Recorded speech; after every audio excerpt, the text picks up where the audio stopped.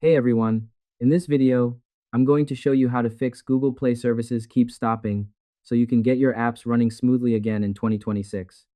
First, clear the cache and data. The most common cause for this error is corrupted temporary files within the service itself. Go to your phone's settings and go to App List. Scroll down and find Google Play services. Tap on Storage and Cache. First, tap Clear Cache. Next, uninstall and reinstall updates.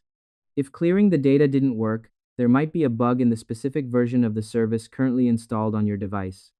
Stay on the Google Play Services app info page. Tap the three dots in the top right corner and select Uninstall Updates.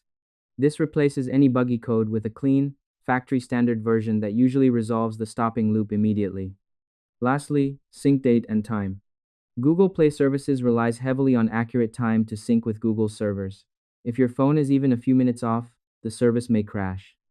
Go to Settings, Additional Settings, Date, and Time.